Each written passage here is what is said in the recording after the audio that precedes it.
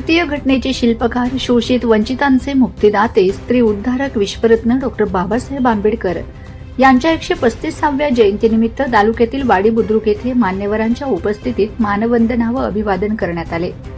प्रसंगी जनहित youth foundation वाडी या सेवाभावी संस्थेच्या माध्यमातून इयत्ता 3वी व 4थीच्या विद्यार्थ्यांसाठी वक्तृत्व स्पर्धेचे आयोजन करण्यात आले होते। या स्पर्धेत एकूण 12 विद्यार्थ्यांनी सहभाग घेतला होता। त्यात प्रथम, द्वितीय, तृतीय विद्यार्थ्यांना रोख बक्षीस व प्रमाणपत्र प्रदान करण्यात आले।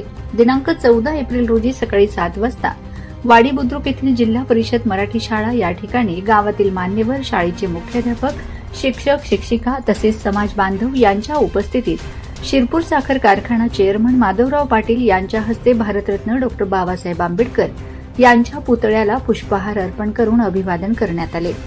यावेळी माजी सरपंच दरबारसिंग राजपूत, सूतगिरणी संचालक नामदेव श्रावण चौधरी, शाळेचे कर्तव्यदक्ष मुख्याध्यापक शरद सूर्यवंशी, मच्छिंद्र गुजर, जितेंद्र पाटील, सुभाष राजपूत, आनंदा राजपूत, संजय महाले, डी.के. थोरात, शहाणा पवार, गोपालजी, राहुल बैसाणे, दिनेश तिरमले, ग्रामस्थ व समाज बांधव तसेच विद्यार्थी मोठ्या संख्येने उपस्थित होते।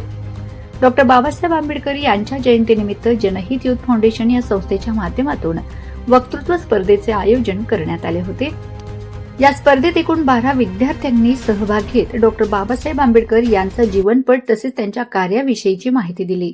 या स्पर्धेत प्रथम क्रमांक स्वराज शरद थोरात इयत्ता 4थी याने पटकावला, तर अनुष्का अविनाश जोगी द्वितीय, देवयानी मनोज सूर्यवंशी हिने तृतीय क्रमांक पटकावला। यशस्वी विद्यार्थ्यांना मान्यवरांच्या हस्ते बक्षीस देण्यात आले।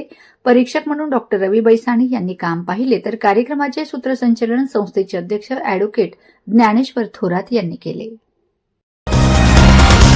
जनतेच्या नेतृत्वाचा नायक फक्त बाबा नायक।